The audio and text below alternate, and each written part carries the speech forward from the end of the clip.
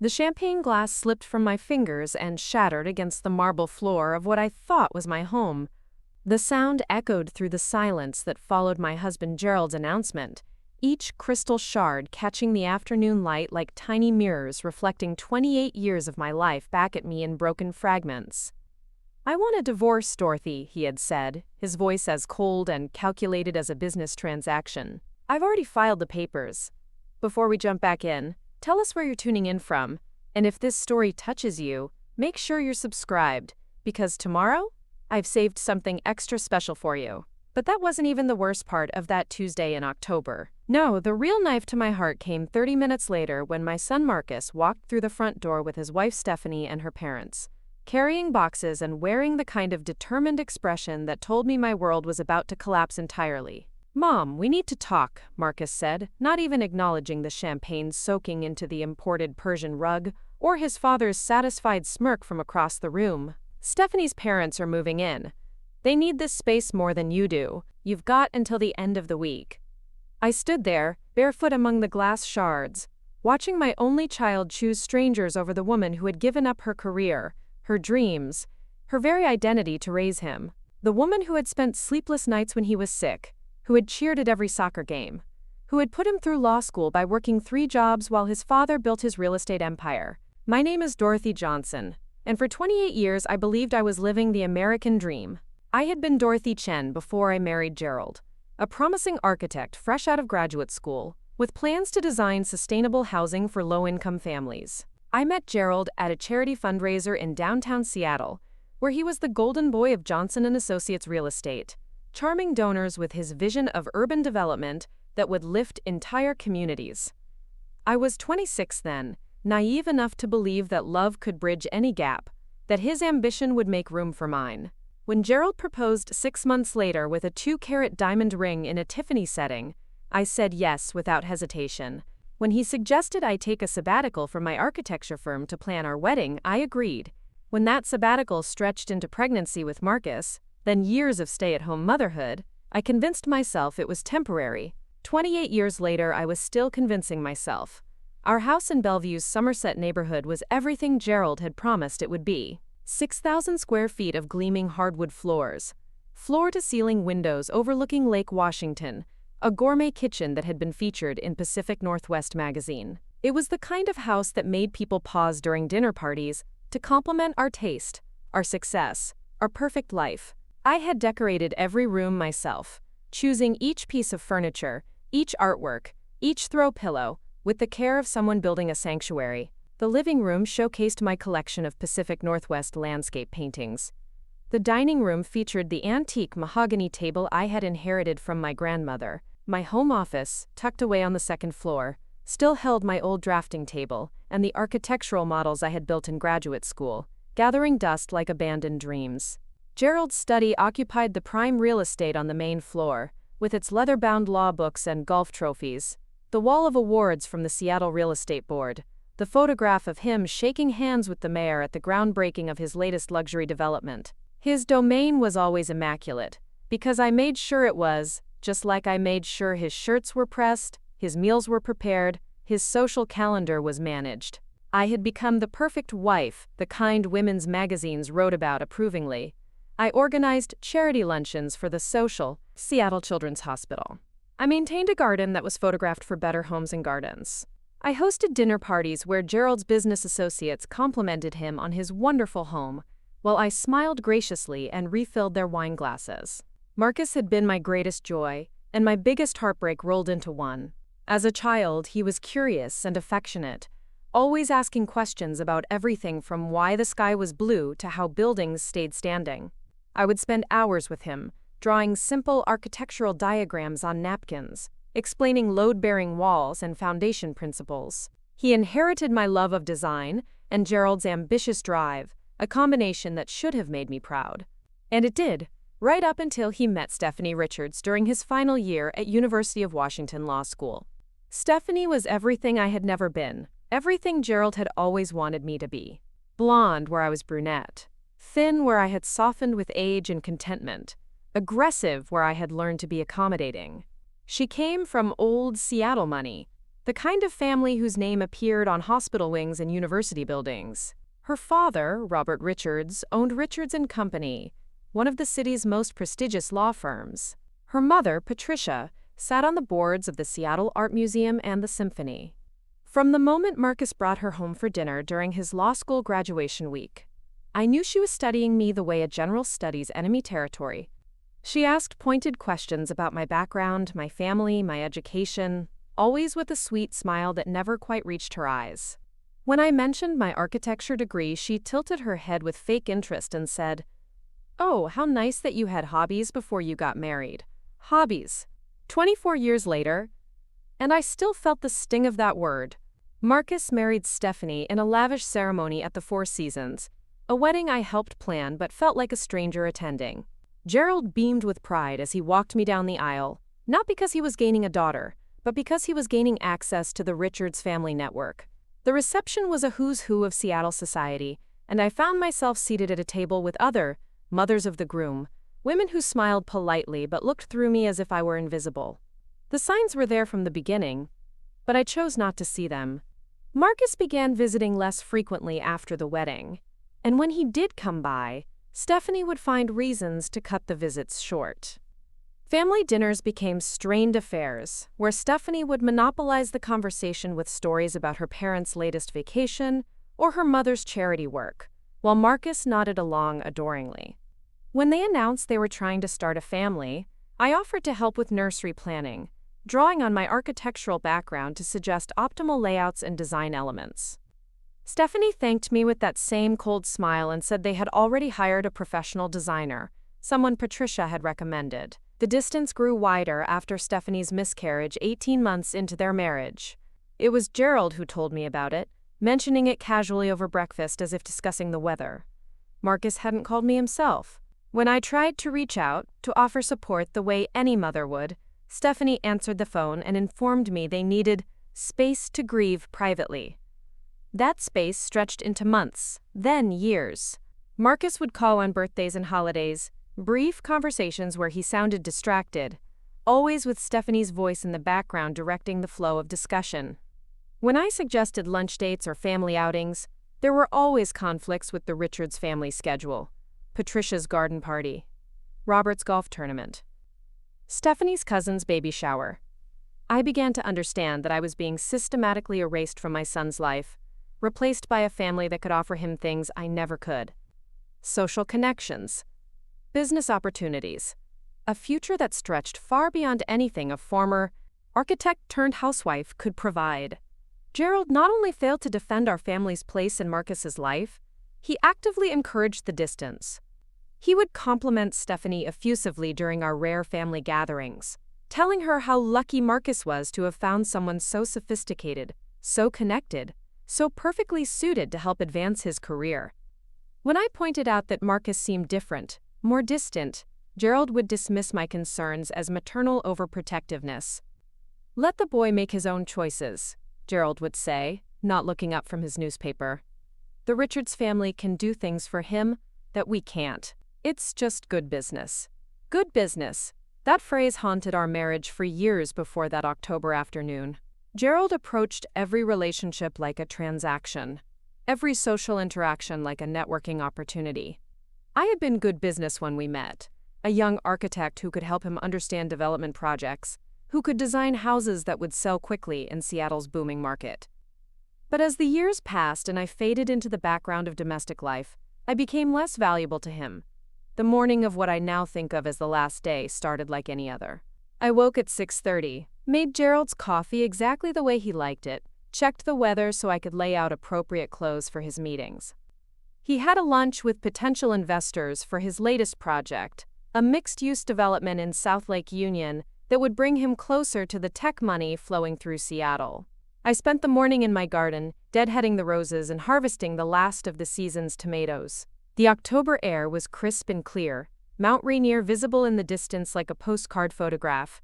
I had plans to make marinara sauce with the tomatoes, something I did every fall, filling mason jars that would last through the winter months. Gerald came home earlier than usual, around 2 o'clock, carrying a bottle of champagne and wearing the kind of forced cheerfulness that immediately put me on alert.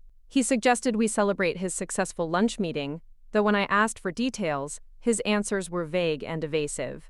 It was when he popped the cork and poured 2 glasses that he delivered his announcement with the casual brutality that only comes from months of planning. "I want a divorce, Dorothy. I've already filed the papers." The words hit me like a physical blow. I stared at him, trying to process what I was hearing, while he continued speaking as if he were reading from a script he had rehearsed. "I've been thinking about this for a long time," he said, not meeting my eyes. "We've grown apart. We want different things. It's better for both of us if we make a clean break." A clean break. 28 years of marriage, and he was describing it like a business deal gone bad. I asked him if there was someone else, though I already knew the answer from the guilt that flickered across his face.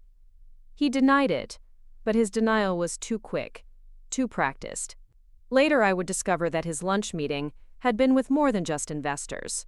His personal assistant, a 29-year-old named Cassandra whom I had met at company Christmas parties, had been promoted to a more intimate role in his life. But that discovery was still hours away. In that moment, standing in my kitchen with champagne soaking into my shoes, I was trying to understand how my life had just been dismantled in 30 seconds. That's when Marcus arrived. He walked through the front door without knocking, a privilege that should have warmed my heart but instead filled me with dread. Behind him came Stephanie, perfectly put together as always in designer jeans and a cashmere sweater that probably cost more than most people's monthly salary. Behind her were Robert and Patricia Richards, looking around my home with the kind of casual assessment that told me they had already mentally redecorated. "Mom, we need to talk," Marcus said, and I noticed he didn't ask about the broken glass or the champagne, didn't seem to register that something momentous had just occurred. Preparing and narrating this story took us a lot of time. So if you are enjoying it, subscribe to our channel. It means a lot to us. Now, back to the story. He was focused entirely on his own agenda. "Stephanie's parents need a place to stay while their house is being renovated," he continued, his voice taking on the professional tone he used in court. "The work is going to take 6 months, maybe longer. This house has plenty of space, and you don't really need all these rooms anymore." I looked at my son, this man I had raised, searching his face for any sign of the boy who used to crawl into my bed during thunderstorms, who used to beg me to read just one more story before bedtime. But Marcus was looking past me, toward Gerald, seeking approval from the father who had never missed an opportunity to remind him that success meant making hard choices. "Where exactly am I supposed to go?" I asked, my voice sounding strange and hollow in my own ears. Stephanie stepped forward with that practiced smile, the one she used when delivering bad news wrapped in false kindness. "We've looked into some lovely senior communities in the area. There's a wonderful place in Kirkland that has studio apartments and organized activities. You'd make so many new friends." A senior community. At 54 years old, they were suggesting I move into a senior community, so that Stephanie's parents could live in the house I had spent decades making into a home. "You've got until the end of the week," Marcus said, and I realized he wasn't asking for my agreement. He was informing me of a decision that had already been made. Stephanie's parents will be moving in this weekend. I looked around the room at these people who were calmly dismantling my life. Gerald stood by the window, still holding his champagne glass, watching the proceedings with detached interest. Robert Richards was examining my grandmother's antique cabinet with the eye of an appraiser. Patricia was already measuring the windows for new curtains. And Marcus, my son, my only child, was looking at his watch as if he had somewhere more important to be. That's when something inside me shifted. A tectonic plate of rage and determination that had been building pressure for years. I was 54 years old, and I had spent the last 28 years of my life making everyone else's dreams come true, while my own gathered dust in an upstairs office. I had been the perfect wife, the perfect mother, the perfect hostess, and my reward was to be discarded like an outdated piece of furniture. But I wasn't some helpless victim in a Victorian novel. I had a master's degree in architecture from one of the top programs in the country. I had work experience, even if it was decades old. I had skills that went beyond planning dinner parties and arranging flowers. More importantly, I had time. Gerald and Marcus thought they had blindsided me, caught me off guard with their coordinated attack. They expected tears, pleading, desperate attempts to negotiate for scraps of the life I had built. They had no idea that they had just awakened something in me that had been sleeping for far too long. I bent down and began picking up the pieces of broken champagne glass, each shard cutting small lines across my palms that I barely felt. As I worked, I listened to them discussing logistics, dividing up my life like they were planning a corporate merger. Gerald would keep the house, obviously, since his name was on the deed. Marcus would handle the legal aspects of my relocation. Stephanie would coordinate with the senior community to ensure a smooth transition. Not one of them asked what I wanted. Not one of them seemed to consider that I might have my own plans. When I stood up, my hands full of broken glass, they were all looking at me expectantly, waiting for me to ask questions about timelines and moving trucks, to beg for a few more weeks or a different arrangement. Instead, I smiled the kind of smile I had perfected over years of charity luncheons and dinner parties, the one that revealed nothing while promising everything. "Well," I said, my voice steady and calm, "I suppose I have some packing to do." And then I walked upstairs to my office, closed the door, and began to plan. The first thing I did was pull out my old architectural drafting tools. My hands remembered their weight, the way the compass felt as it traced perfect circles, the satisfying scratch of lead against paper. I had forgotten how much I loved the precision of technical drawing, the way complex problems could be broken down into manageable components. I was going to need that precision for what came next. Over the following hours, while Gerald and the Richards family celebrated their victory downstairs, I began to map out everything I knew about their lives, their weaknesses, their secrets. I drew organizational charts like I was planning a building's structural systems, identifying load-bearing elements and potential failure points. Gerald's real estate empire looked impressive from the outside, but I knew things about his business practices that others didn't. I had kept his books for years before he could afford a proper accountant. I knew about the corners he had cut, the regulations he had bent, the promises he had made to investors that relied on creative interpretations of zoning laws. Marcus's legal career was built on his association with the Richards firm, but I knew he had never brought in a major client on his own. His success was entirely dependent on his marriage to Stephanie, a fact that made him vulnerable in ways he probably didn't realize. And Stephanie, perfect Stephanie with her pedigree and her connections, had secrets too. I had noticed things over the years, small inconsistencies in her stories, nervous habits when certain topics came up, the way she changed the subject whenever anyone mentioned her time studying abroad in college. As I worked through the night, filling page after page with diagrams and notes, I felt more alive than I had in years. This was problem-solving on a level one hadn't attempted since my architecture days, breaking down complex systems to understand how they could be rebuilt, or, if necessary, demolished entirely. By dawn, I had the foundation of a plan. It would take time to execute, weeks or maybe months of careful preparation. But I had advantages they didn't know about. I had been invisible in their lives for so long that they had forgotten I was capable of independent action. They expected me to disappear quietly, to fade away like a good little housewife who knew her place. They were about to learn that they had seriously underestimated Dorothy Johnson. The second day began with Gerald leaving early for the office, kissing me on the cheek with the absent-minded affection of a man who considered his domestic obligations fulfilled. He reminded me to start contacting moving companies, as if I were already his ex-wife rather than the woman who had shared his bed for nearly 3 decades. Marcus called around noon to check on my progress, his voice taking on that patronizing tone he used with difficult clients. Had I looked at the senior community brochure Stephanie had left? Did I need help organizing my belongings? Should he schedule a moving truck for the weekend? I assured him that everything was under control, that I was handling the transition with the efficiency they had come to expect from me.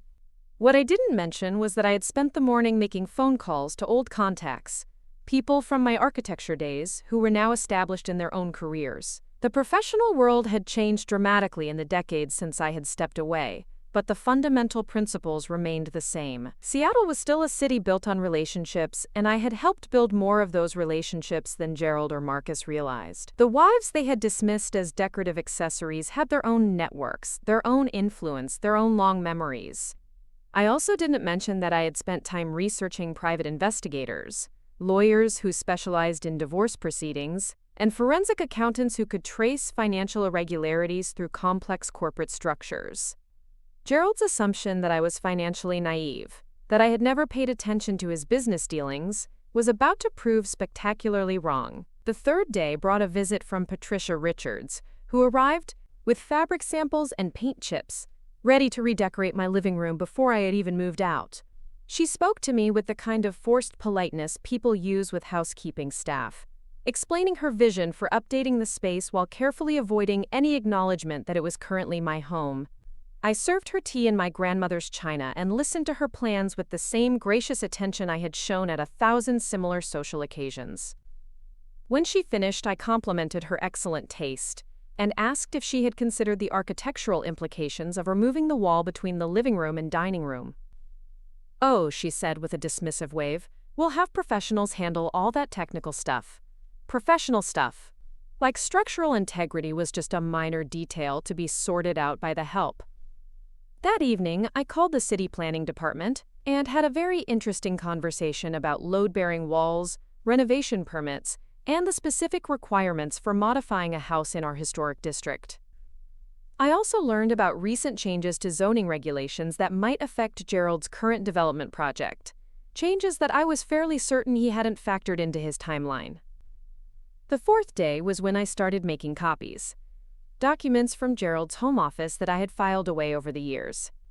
Tax returns that showed creative interpretations of business expenses. Correspondence with city officials that revealed the extent of his political networking. Bank statements that documented cash flow patterns that might interest various regulatory agencies. I was methodical about it, photographing everything with my phone before returning the originals to their proper places.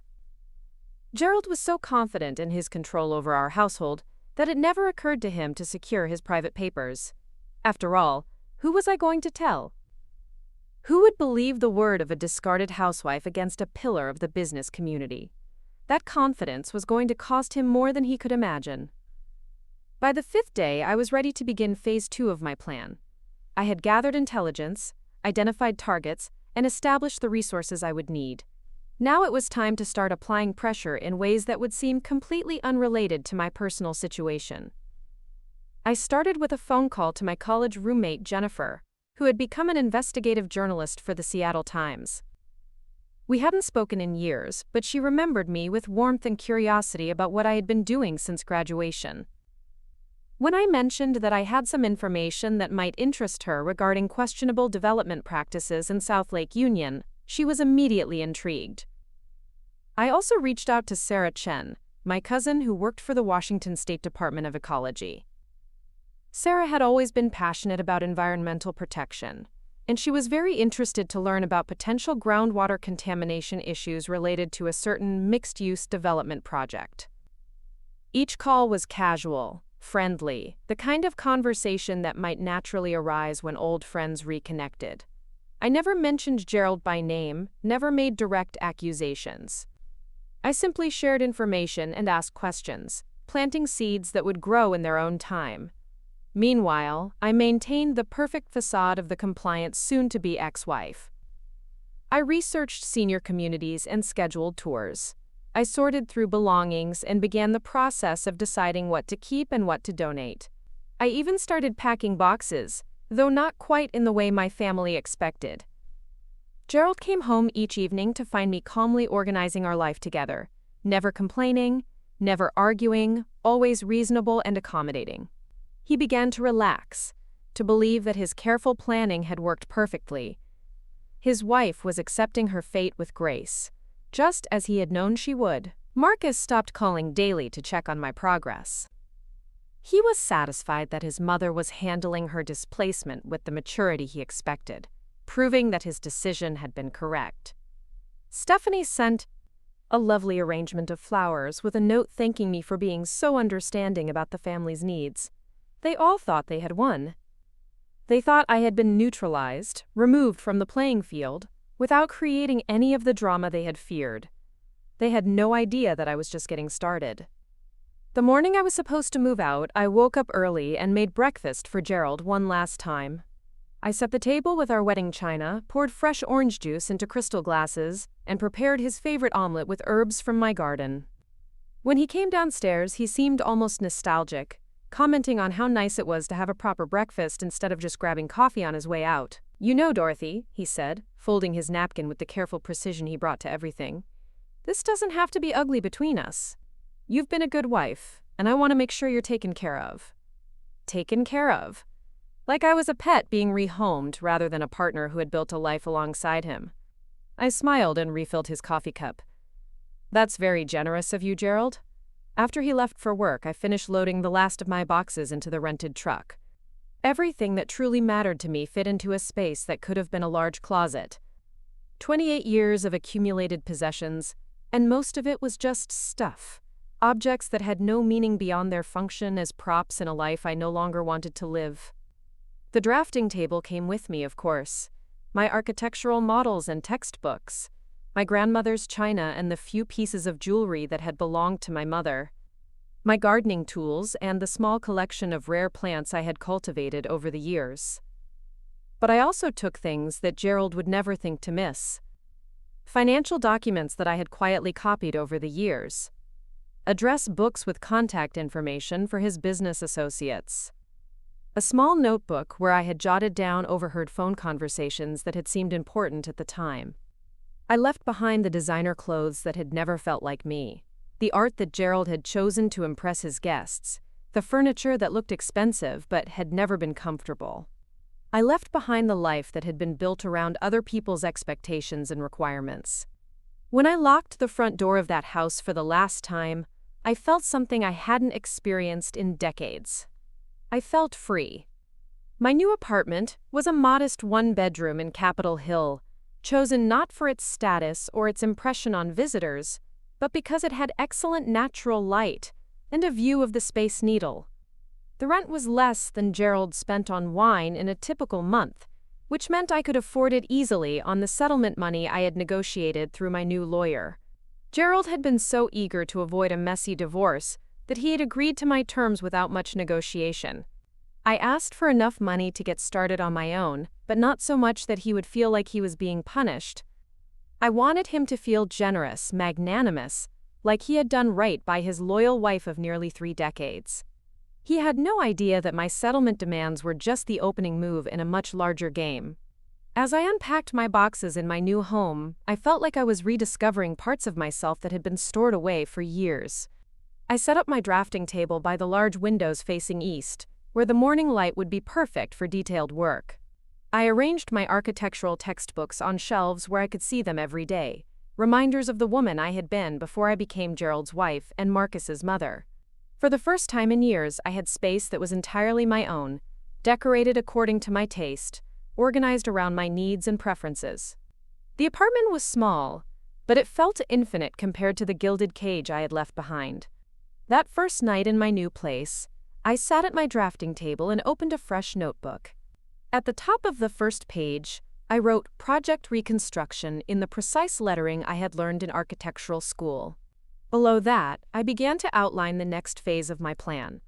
Gerald and Marcus and the Richards family thought they had successfully removed me from their lives. They were about to discover that being underestimated was the most powerful weapon a woman like me could possess. The foundation had been laid, the plans had been drawn. Now it was time to start building something new from the ruins of everything they had torn down. And unlike the structures Gerald threw up as quickly as possible to maximize profit, what I was building was designed to last. 3 weeks into my new life, I established a routine that would have seemed mundane to any casual observer. I woke at dawn, made coffee in my tiny kitchen, and spent the early morning hours at my drafting table, working on what appeared to be architectural sketches. I would leave the apartment around 9, sometimes carrying a small leather portfolio, sometimes just my purse and a notebook. I would return in the evening with groceries or books from the library, the picture of a quietly industrious divorced woman adapting to her reduced circumstances. What no one knew was that my architectural sketches were actually detailed organizational charts, mapping the interconnected relationships between Gerald's business empire, Marcus's legal career, and the Richards family influence network. My morning excursions were reconnaissance missions, carefully planned visits to gather information that would prove invaluable in the weeks to come. The first breakthrough came from an unexpected source. Mrs. Eleanor Hartwell lived in the apartment across the hall from mine, a sharp-minded 78-year-old retired librarian who had worked for the Seattle Public Library System for 45 years. We struck up a friendship over our shared love of morning coffee and crossword puzzles, and Eleanor proved to be a treasure trove of institutional memory about Seattle's political and business connections. "Oh, the Richards family," she said one morning as we sat on the small balcony outside my apartment, watching the sunrise paint the Space Needle gold. "I've known Patricia since she was Patricia Brewster, back when her father was trying to buy his way into society after making his fortune in logging. Robert's family has older money, but not as much as people think. They've always been very good at appearing more successful than they actually are." Eleanor had the librarian's gift for remembering details and connecting seemingly unrelated pieces of information. Over the course of several conversations, she painted a picture of the Richards family that was far more complex than their polished public image suggested. Robert's law firm was prestigious, but struggling to compete with larger corporate practices. Patricia's charitable work was more about social positioning than genuine philanthropy. And Stephanie, their only child, had been groomed from birth to marry well and secure the family's future. "That girl was always calculating," Eleanor observed, stirring honey into her tea. "Even as a child, she would size up every situation for what it could do for her. Her parents encouraged it, of course. They saw her beauty and intelligence as investments that needed to provide the right returns. This intelligence confirmed what I had suspected but couldn't prove. Marcus wasn't just Stephanie's husband, he was her carefully selected ticket to a more secure future. His association with Gerald's real estate success, combined with his law degree and his malleable personality, made him the perfect choice for a family that needed new money to supplement their fading prestige. But Eleanor's most valuable insight came when I mentioned Gerald's current development project in South Lake Union. Her eyes sharpened with interest, and she disappeared into her apartment for several minutes before returning with a manila folder thick with newspaper clippings and city documents. "I've been following this story for months," she said, spreading the papers across the small table between us. "Something doesn't add up about the environmental impact assessments for that project. The numbers don't match what I remember from the original site surveys, and I helped catalog those surveys when they were first filed with the city planning department." The documents Eleanor showed me were a goldmine of inconsistencies and potential violations. Gerald's development was being built on land that had previously housed a dry cleaning facility and a small manufacturing plant. The environmental cleanup had been completed years earlier, but the documentation suggested that certain contamination issues had been minimized or overlooked entirely. More importantly, the current construction was proceeding under permits that had been issued based on the original environmental assessment, not updated studies that should have been required after recent changes to state regulations. If Eleanor was right, and I suspected she was, Gerald's entire project was potentially in violation of environmental protection laws. I spent the next several days at the downtown library, using my old research skills to dig deeper into the regulatory framework surrounding Gerald's development. What I discovered was even more damaging than I had hoped. Not only were there environmental compliance issues, but the financing structure for the project relied on tax incentives that were contingent on meeting specific affordable housing requirements. Gerald had promised the city that 30% of the residential units would be designated as affordable housing for moderate-income families. But the actual construction plans, which I was able to access through my renewed connections in the architectural community, showed luxury condominiums with price points that would exclude all but the wealthiest buyers. The discrepancy wasn't an oversight or a change in market conditions. It was a deliberate misrepresentation designed to secure tax benefits and regulatory approval for a project that had no intention of meeting its stated public benefit requirements. Armed with this information, I reached out to Jennifer at the Seattle Times. We met for lunch at a small cafe in Pike Place Market, surrounded by the bustle of tourists and vendors, where our conversation would blend into the ambient noise of the crowd.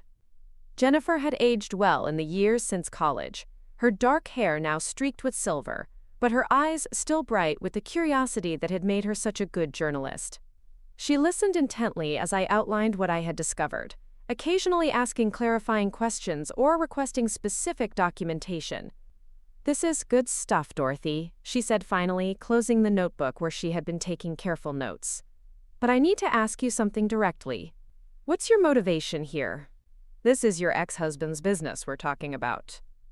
I had prepared for this question, knowing that Jennifer's professional integrity would require her to understand any potential bias in her source. I told her the truth, or at least part of it. Gerald had left me with a modest settlement and no ongoing financial support. I was concerned about his business practices not out of personal vindictiveness, but because I had seen how his shortcuts and corner cutting had affected other people over the years. I spent decades helping him build his reputation, I said, choosing my words carefully. I know better than anyone how much of his success was built on playing fast and loose with regulations. I just think the public deserves to know what they're getting when they buy into his projects. Jennifer accepted this explanation, though I could see her filing away the personal dynamics for potential follow-up investigation. She agreed to look into the environmental and affordable housing issues, but warned me that the research would take time, and that she couldn't guarantee publication unless the story met the newspaper's standards for accuracy and public interest. That was exactly what I wanted to hear. I didn't need immediate results.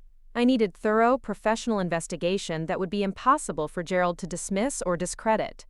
When the story eventually broke, it would carry the full weight of the Seattle Times reputation behind it. My next target was more personal and potentially more devastating. Marcus's career was built entirely on his association with the Richards family law firm, but I suspected that his actual contributions to the practice were minimal. During family dinners over the years, I had listened carefully to his descriptions of his work, and I had noticed that he never spoke about cases he had personally handled or clients he had brought to the firm. Instead, his role seemed to be primarily social, using his connection to Gerald's business network to facilitate introductions and maintain relationships that benefited the firm's more senior partners. It was valuable work, but it wasn't the kind of substantive legal practice that would sustain his career if his marriage to Stephanie ended. To understand the true nature of Marcus's position at Richards & Company, I needed inside information about the firm's operations. This required a more delicate approach than my investigation into Gerald's business practices. I started by researching the firm's public filings and client lists, information that was available through State Bar Association records and court documents. What I found confirmed my suspicions. Marcus's name appeared on very few cases, and when it did, he was always listed as secondary counsel or part of a larger team. He had never been the primary attorney on any significant litigation or transaction. More tellingly, the clients he did work with were almost exclusively connected to either Gerald's real estate deals or the Richards family's personal business interests. He wasn't building his own practice. He was servicing existing relationships that had nothing to do with his legal skills. This information was useful, but I needed something more concrete to really understand his vulnerability. That's when I remembered Sarah Martinez, a paralegal who had worked briefly at Richards & Company before moving to a larger firm downtown. Sarah and I had met at several legal community events over the years, and she had always struck me as someone who paid careful attention to office dynamics and power structures. I invited Sarah for coffee, ostensibly to catch up and get her advice about navigating life as a newly single woman in Seattle. The conversation began with the usual pleasantries about work and family, but gradually shifted toward more substantive topics about the legal profession and the challenges facing smaller firms in an increasingly competitive market. Sarah was forthcoming about her experiences at Richards & Company, though she was careful not to violate any confidentiality agreements. She described a firm that was struggling to maintain its relevance in a legal market dominated by larger, more specialized practices. The senior partners were aging, and there wasn't a clear succession plan for maintaining the firm's client base and reputation. "Robert Richards is brilliant, but he's old school," Sarah explained, stirring sugar into her latte. "He still thinks the practice of law is about relationships and reputation, which worked great in the 1980s but doesn't cut it anymore. Clients want specialized expertise and competitive pricing, not just access to the country club." When I asked about Marcus specifically, Sarah's expression became more guarded, but she eventually shared her observations about his role in the firm. "Marcus is a nice guy, and he's competent enough, but he's not a rainmaker," she said diplomatically. His value to the firm is really about maintaining Gerald's business and keeping the family connections happy. If something happened to disrupt those relationships, I'm not sure what his role would be. This conversation confirmed what I had suspected and gave me a clearer picture of how to proceed. Marcus's career was entirely dependent on family connections that could be severed if those relationships became politically or financially toxic. If Gerald's business empire came under regulatory scrutiny, and if the Richards family decided that their association with the Johnson family name was more liability than asset, Marcus would find himself professionally isolated very quickly. But I needed one more piece of the puzzle before I could begin applying pressure effectively. I needed to understand Stephanie's personal vulnerabilities, the aspects of her life that she worked hardest to keep hidden from public scrutiny. This investigation required a different approach entirely. Stephanie moved in social circles that I had never fully penetrated, even during my marriage to Gerald. Her friends were women who had grown up with wealth and privilege, who attended the same private schools and belonged to the same exclusive clubs. Breaking into that world to gather intelligence would require careful planning and flawless execution. The opportunity came through my renewed involvement in Seattle's architectural community. Through my old professor at the University of Washington, I learned about a lecture series on sustainable urban development that was being sponsored by several prominent local families, including the Richards. The events were held at the Seattle Art Museum, and attendance was by invitation only, but my architectural credentials and my history of charitable involvement were enough to secure an invitation. The lecture itself was interesting enough, focusing on innovative approaches to mixed-use development that balanced environmental concerns with economic viability. But the real value was in the social hour that followed, where Seattle's cultural and business elite mingled over wine and hors d'oeuvre while discussing their latest projects and initiatives. I wore a simple black dress that was elegant without being attention-grabbing, and I spent the first hour listening more than talking, reacquainting myself with the social dynamics of this world I had stepped away from. The conversations followed predictable patterns, with participants carefully positioning themselves relative to various charitable causes and cultural institutions. Stephanie was holding court near the museum's contemporary art collection, surrounded by a small group of women who hung on her every word as she described her latest interior design project. She looked stunning, as always, in a navy blue cocktail dress that probably cost more than most people's monthly rent. I approached the group slowly, timing my arrival during a natural pause in the conversation. When Stephanie saw me, her expression flickered for just a moment before settling into its familiar mask of polite friendliness. "Dorothy," she said, her voice pitched at exactly the right level of surprised pleasure. "How lovely to see you here. I didn't know you were involved with the architectural community." "I've been getting reacquainted with my old interests," I replied, accepting the air kiss she offered while noting how the other women in the group subtly repositioned themselves to include me in their circle. It's amazing how much the field has evolved since I was last active. The conversation that followed was a masterclass in social maneuvering, with each participant carefully establishing their credentials and connections while gathering information about everyone else's current projects and relationships. I contributed just enough to maintain my standing in the group while focusing most of my attention on observing Stephanie's behavior and interactions. What I noticed was subtle but significant. Stephanie was working harder than anyone else in the group to maintain her position as the center of attention. Her comments about art and design were confident, but shallow, relying more on name-dropping and trend awareness than genuine knowledge or passion. When the conversation turned to topics where she lacked expertise, she skillfully redirected attention to areas where she felt more comfortable. More importantly, I noticed signs of financial stress that were invisible to most observers, but recognizable to someone who had spent years managing household budgets and social expectations. Her jewelry was beautiful, but not new. I recognized several pieces from events we had attended together years earlier. Her handbag was a classic designer piece that could have been purchased second-hand rather than retail. Her clothes were impeccable, but showed subtle signs of careful maintenance rather than casual replacement. These observations suggested that the Richards family's financial situation might be more precarious than their public image indicated. If Robert's law firm was struggling to compete in the modern market, and if Patricia's family money wasn't as substantial as people believed, then Stephanie's lifestyle might be more dependent on Marcus's earning potential than anyone realized.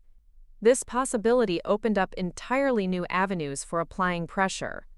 If Stephanie was more financially vulnerable than she appeared, then threats to Marcus's career would affect her personally in ways that went beyond mere social embarrassment. As the evening progressed, I managed to separate Stephanie from her usual admirers for a brief private conversation near the museum's sculpture garden. The setting was perfect for the kind of intimate discussion that would seem natural between two women with complicated family connections. "I wanted to thank you again for helping with the transition when Gerald and I separated," I said, my voice carrying just the right note of grateful acknowledgement. I know it wasn't easy for Marcus to be caught in the middle of such a difficult situation. Stephanie's response was perfectly calibrated, expressing sympathy for my situation, while subtly reinforcing the narrative that my displacement had been necessary and inevitable. But I was watching her eyes, not listening to her words, and I saw something there that confirmed my growing suspicions about her true motivations. "Marcus has been such a support through all of this," she continued, her hand briefly touching my arm in a gesture of false intimacy. "He was so worried about how you would handle the changes, but I told him that you were stronger than he realized." "That's very kind of you to say," I replied, maintaining the same tone of grateful acceptance. "I hope the house renovation is going well for your parents. It must be such a relief for them to have a comfortable place to stay during the construction." For just a moment, Stephanie's careful composure slipped, and I saw a flash of something that might have been panic or guilt. She recovered quickly, but not before I noticed that her grip on her wine glass had tightened noticeably. "Oh yes, they're very grateful for the arrangement," she said, but her voice had lost some of its confident warmth.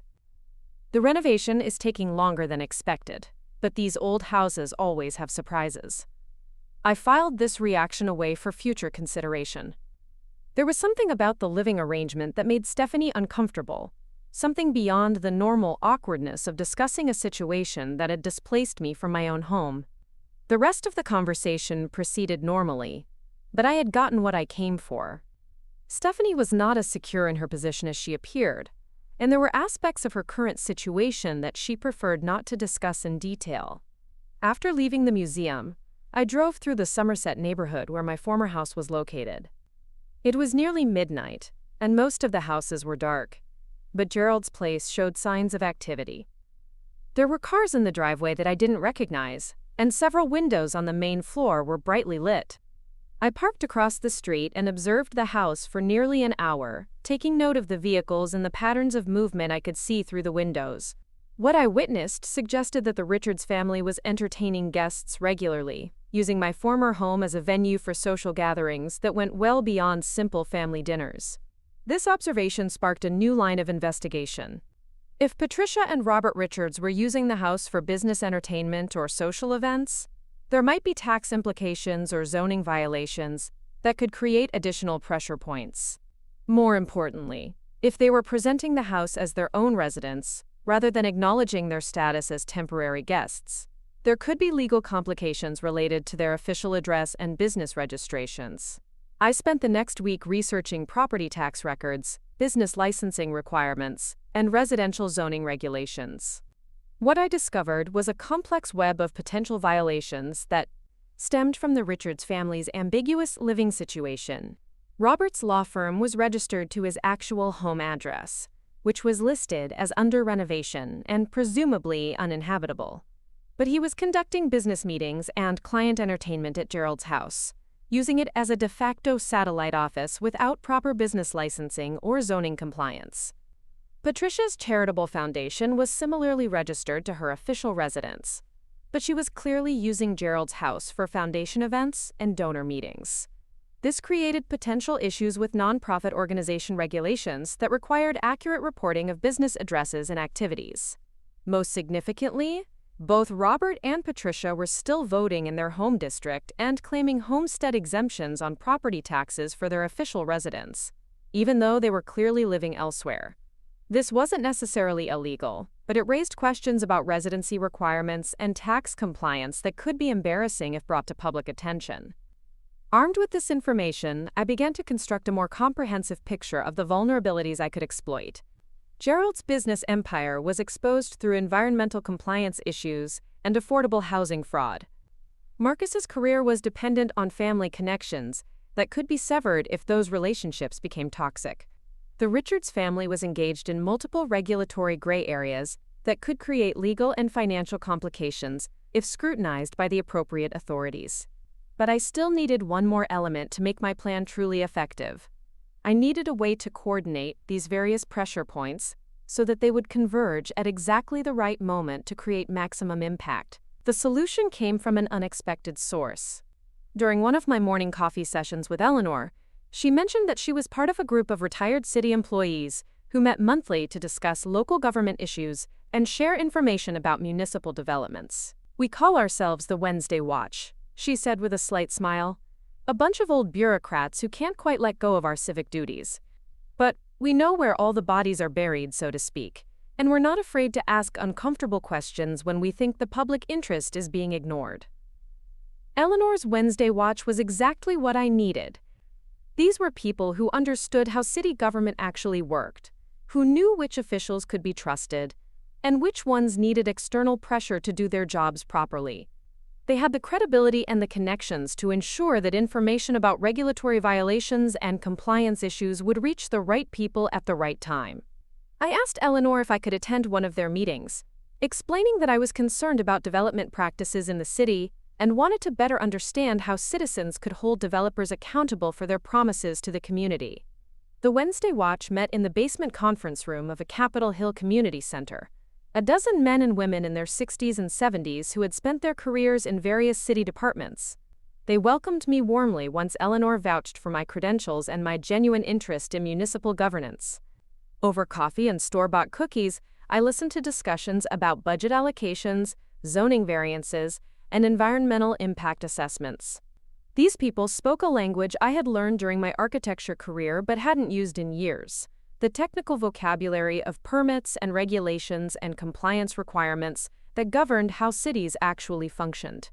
When the formal meeting ended, I stayed behind to talk with several members individually about specific issues that concerned me.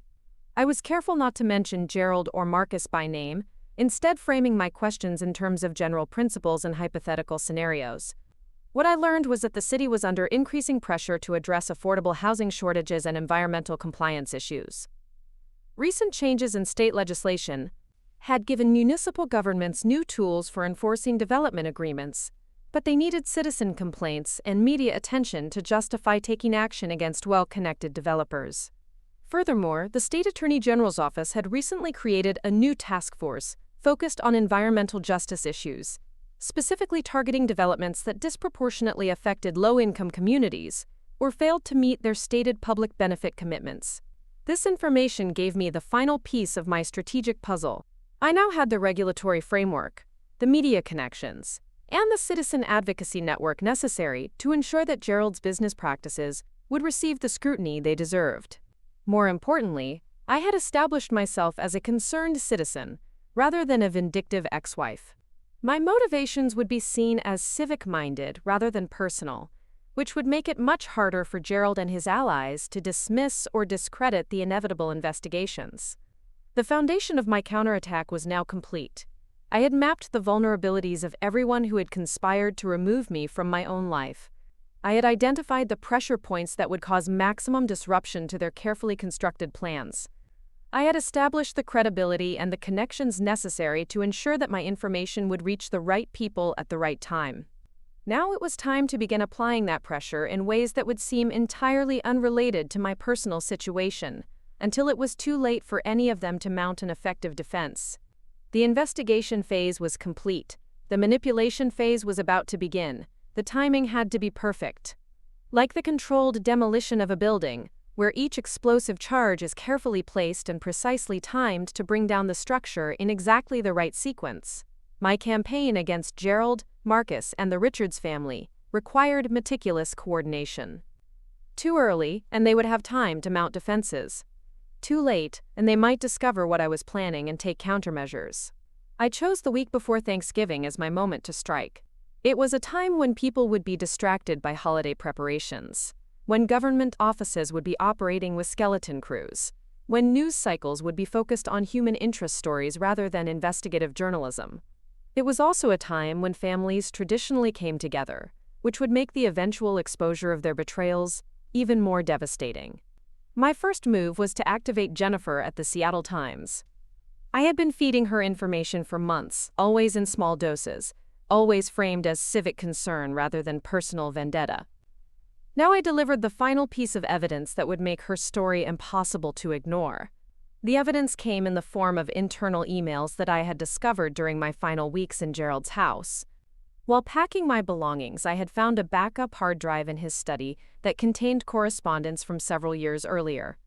Among the files were discussions with city planning officials about the South Lake Union project, conversations that revealed a deliberate strategy to misrepresent the affordable housing component in order to secure tax incentives. The emails were damning not just because they showed Gerald's intent to defraud the city, but because they implicated several public officials in what appeared to be a coordinated effort to circumvent environmental and social responsibility requirements. One email in particular, from a city planning supervisor to Gerald, was especially incriminating. "We can work with the 30% affordable housing requirement as long as you understand that enforcement is going to be minimal," the supervisor had written. "The mayor's office is more concerned with meeting development targets than actually verifying income restrictions. Just make sure the paperwork looks good on the surface." I delivered this evidence to Jennifer through an encrypted email account, along with a detailed timeline showing how Gerald's project had deviated from its original promises over the course of 3 years.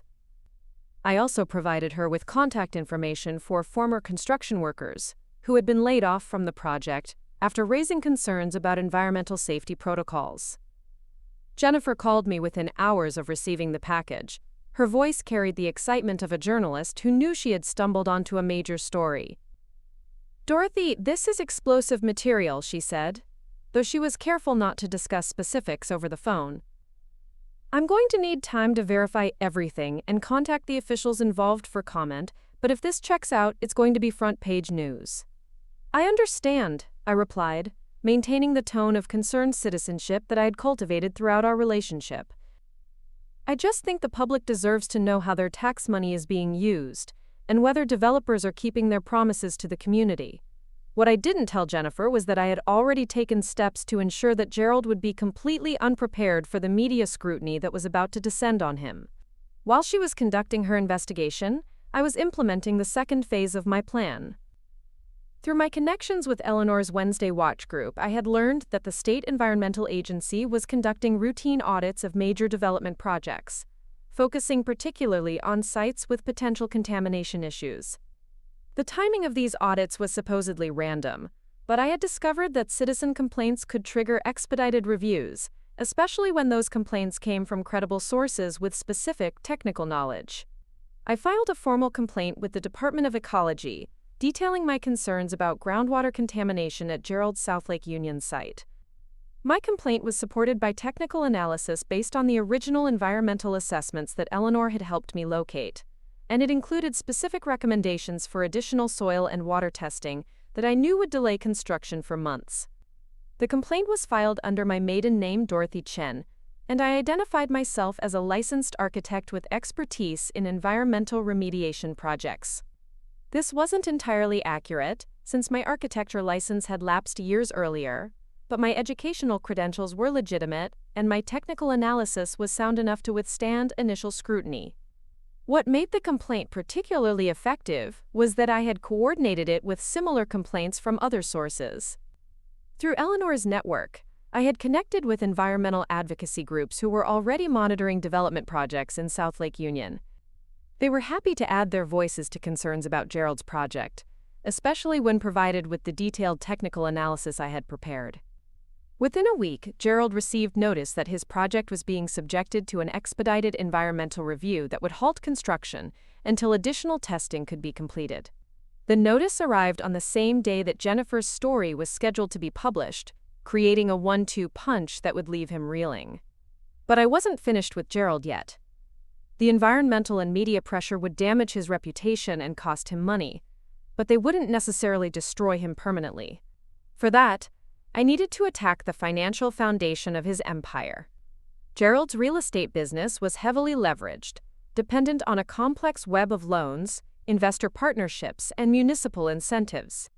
I had learned from my years of managing his household finances that he operated on thin margins, using the promise of future profits to secure funding for current projects. This strategy worked well in a strong market, but it left him vulnerable to any disruption in cash flow or investor confidence. My attack on his financial stability came through an unexpected channel. During my research into the Richards family's business affairs, I had discovered that Robert's law firm represented several of Gerald's major investors. These were wealthy individuals and family trusts who had put money into Gerald's projects, based partly on Robert's recommendation and partly on their confidence in the Richards family's judgment. If these investors could be made to question either Gerald's competence or the Richards family's endorsement, they might demand early repayment of their loans or refuse to fund future phases of current projects. Either outcome would create a cash flow crisis that could force Gerald into bankruptcy or emergency asset sales.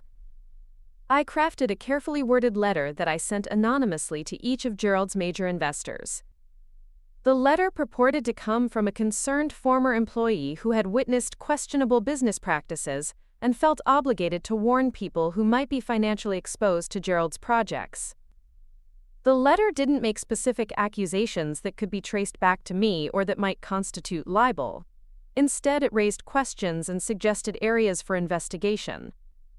It mentioned concerns about environmental compliance, questioned whether affordable housing commitments were being met, and suggested that investors might want to review the current status of permits and regulatory approvals.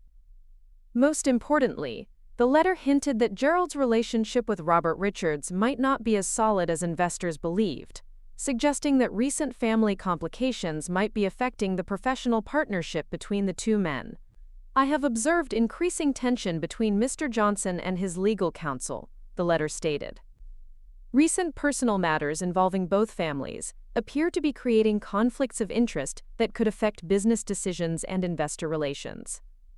This was a masterful stroke because it contained just enough truth to be credible while creating doubt about the stability of the business relationships that Gerald depended on. Any investor who received the letter would naturally want to verify the information, which would lead them to ask uncomfortable questions about environmental compliance, regulatory approvals, and the current status of various permits and agreements. Within days of mailing the letters, Gerald began receiving calls from concerned investors demanding meetings and requesting access to updated financial records and project documentation. Some threatened to invoke clauses in their investment agreements that would allow them to withdraw funding if certain benchmarks weren't met.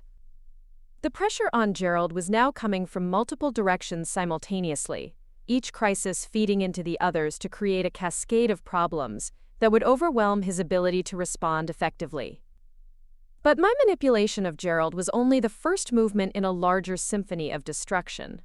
Marcus's downfall required a different approach entirely. His vulnerability wasn't financial or regulatory, but professional and social. His entire career was built on his connection to the Richards family, and that connection could be severed if it became politically or socially toxic for them to maintain their association with him. I began this phase of my campaign by reaching out to Sarah Martinez, the paralegal who had worked at Richards & Company and who had provided me with valuable insights into Marcus's role at the firm. I invited her to lunch under the pretext of seeking career advice, as I considered returning to professional life after my divorce. During our conversation, I carefully steered the discussion toward the challenges facing smaller law firms in an increasingly competitive market. Sarah was happy to share her observations about the legal profession, including her thoughts about how firms like Richards & Company were struggling to maintain their relevance. The problem with places like that, she explained over salad and white wine, is that they're still operating like it's 1985. They think having the right family connections and country club memberships is enough to sustain a practice. But clients today want expertise and results, not just access to social networks. I expressed sympathy for the challenges facing traditional firms, while subtly probing for more specific information about Marcus's position and prospects. It must be difficult for younger attorneys in that environment, I suggested. especially if they're trying to build their own client base rather than just servicing existing family relationships. Sarah's response confirmed what I had suspected. Marcus was increasingly seen within the firm as a liability rather than an asset. Someone whose value was entirely dependent on external relationships that were becoming less relevant to the firm's future. "There's talk about restructuring," Sarah confided, glancing around the restaurant to make sure our conversation wasn't being overheard. "Robert Richards is getting older, and the other partners are starting to think about succession planning. They need people who can bring in new business, not just maintain old connections." This information gave me the opening I needed to begin driving a wedge between Marcus and the Richards family. If the firm was already questioning his value, and if his position was dependent on maintaining family harmony, then any scandal that affected Gerald or threatened the Richards family's reputation could easily result in Marcus being sacrificed to protect the firm's interests. I implemented this strategy by ensuring that Jennifer's investigation into Gerald's business practices would prominently feature Marcus's role as legal counsel for the South Lake Union project. Through carefully placed suggestions and the strategic sharing of documents, I guided Jennifer toward the conclusion that Marcus had either been complicit in Gerald's regulatory violations or had been negligently unaware of serious legal issues affecting his own client. Neither interpretation would be flattering to Marcus's professional reputation. If he had known about the environmental and affordable housing issues and failed to address them, he could face professional discipline for ethical violations. If he had been unaware of the problems, he would appear incompetent and negligent. I also began circulating rumors through Eleanor's network about tensions within the Richards family regarding their living arrangement at Gerald's house. These rumors suggested that Patricia and Robert were having difficulty maintaining their social obligations while living as guests in someone else's home, and that the arrangement was creating awkward situations at business and social events. The rumors weren't entirely fabricated.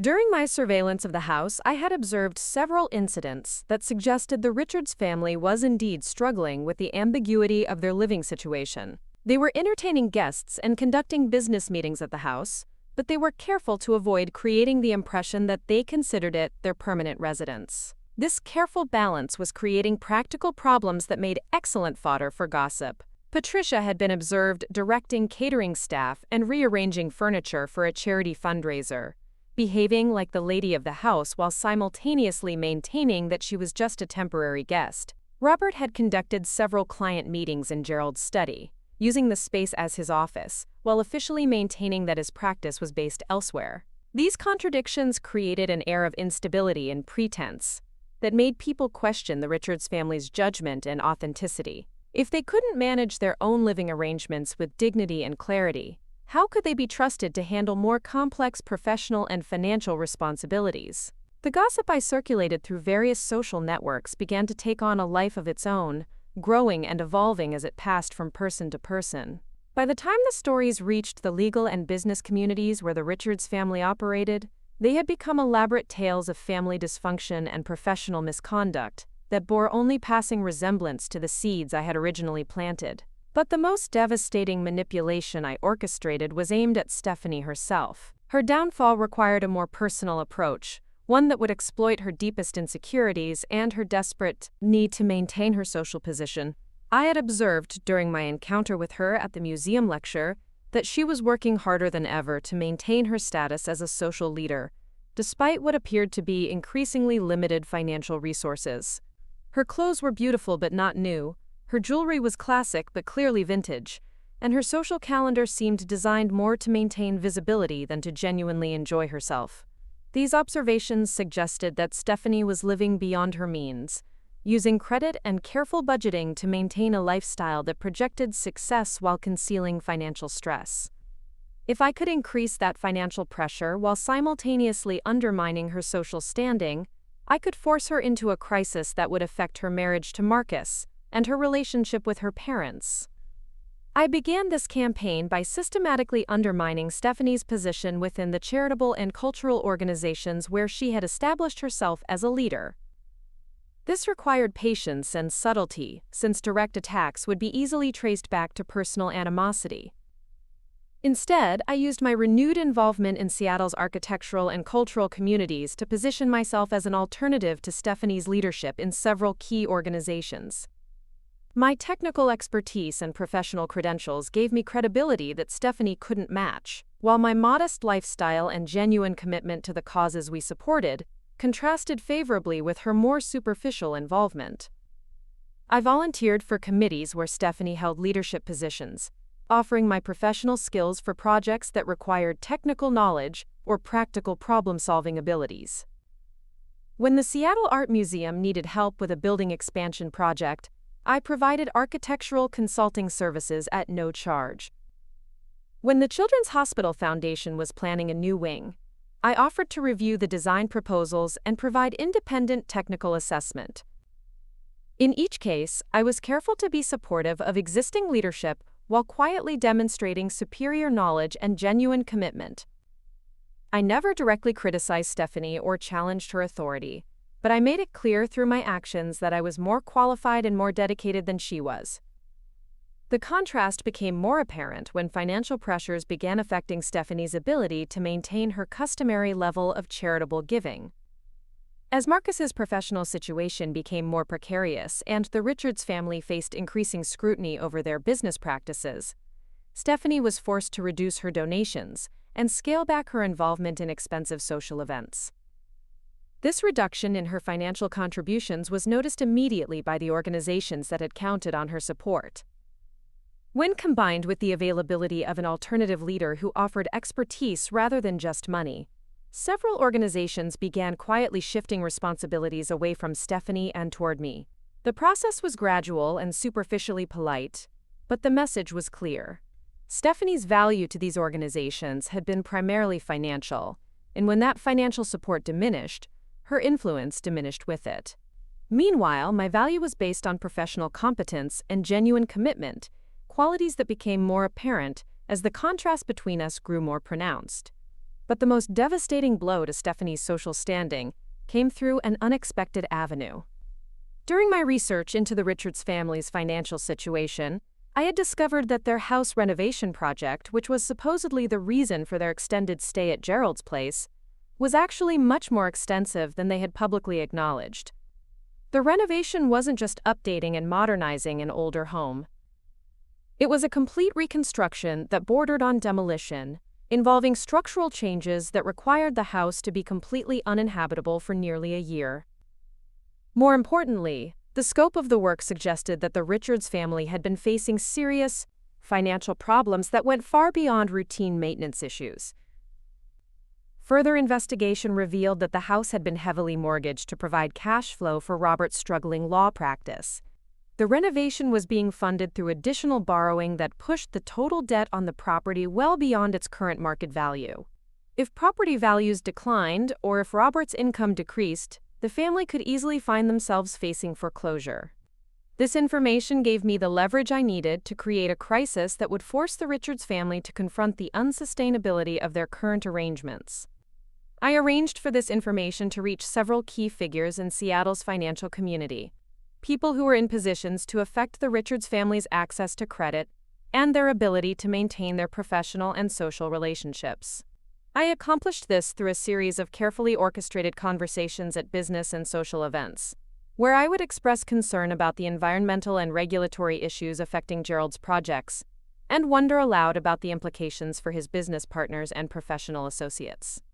"I'm sure it's nothing serious," I would say with just the right note of worried uncertainty, "but you know how these regulatory investigations can affect everyone connected to a project. I just hope Robert's firm isn't too exposed if Gerald's problems get worse." These conversations planted seeds of doubt that grew quickly in the hothouse environment of Seattle's interconnected business and social communities. Within days, questions were being raised about the Richards family's financial stability and their continued association with Gerald's increasingly problematic business empire. The pressure intensified when Jennifer's article about Gerald's development practices was finally published. The story was even more damaging than I had hoped, featuring quotes from environmental regulators, affordable housing advocates, and former employees who painted a picture of systematic regulatory avoidance and community betrayal.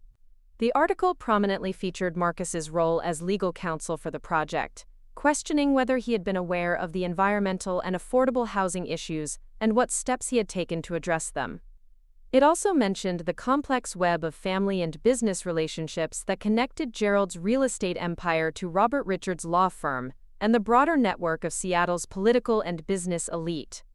The publication of the article triggered a cascade of consequences that I had carefully orchestrated but that appeared to Gerald, Marcus, and the Richards family as an avalanche of unrelated disasters. Environmental regulators announced expanded investigations into Gerald's other projects. Investors began demanding immediate meetings and threatening to withdraw funding. The affordable housing advocacy community organized protests outside Gerald's offices. Meanwhile, Marcus found himself facing questions from the State Bar Association about his handling of the legal issues surrounding the South Lake Union project. The inquiry wasn't formal disciplinary action, but it was serious enough to require him to hire outside counsel and to create concerns about his professional reputation that extended well beyond the immediate investigation. The Richards family faced their own cascade of problems as their financial vulnerability became apparent to creditors and business associates. Robert's law firm lost several major clients who didn't want to be associated with the growing scandal surrounding Gerald's projects. The renovation of their house was put on hold as construction loans became more difficult to secure. Most devastatingly, Stephanie found herself increasingly isolated from the social networks that had defined her identity and her sense of self-worth. The charitable organizations where she had held leadership positions began distancing themselves from the controversies surrounding her family. Friends and social contacts became less available for lunch dates and shopping expeditions. The financial pressure on the family intensified when several of their creditors, spooked by the negative publicity and questions about Robert's law practice, began demanding accelerated repayment schedules or additional collateral for existing loans. The Richards family was forced to put their house on the market, even though the renovation was incomplete and the property was worth significantly less than what they owed on it. This forced sale created the opening I had been waiting for. With the Richards family facing financial crisis and Gerald dealing with regulatory investigations and investor demands, the arrangement that had displaced me from my own home was no longer sustainable. But I wasn't content to simply wait for their house of cards to collapse on its own. I had one final manipulation planned, a move that would ensure that their downfall was complete and that justice was served with the precision of a master architect's blueprint. The opportunity came when Gerald, desperate to restore investor confidence and convince regulators that he was addressing the problems with his projects, announced a major restructuring of his business operations. The restructuring included bringing in new management, implementing enhanced environmental and community compliance procedures, and distancing himself from any business associates who might be seen as liabilities. Marcus was among the first casualties of this restructuring. Gerald announced that he would be hiring a new law firm to handle his regulatory and compliance issues, one with specialized expertise in environmental law and affordable housing development. Marcus's role would be limited to finishing existing contracts before the transition to new counsel was completed. This decision was presented as a business optimization rather than a termination, but everyone understood the reality.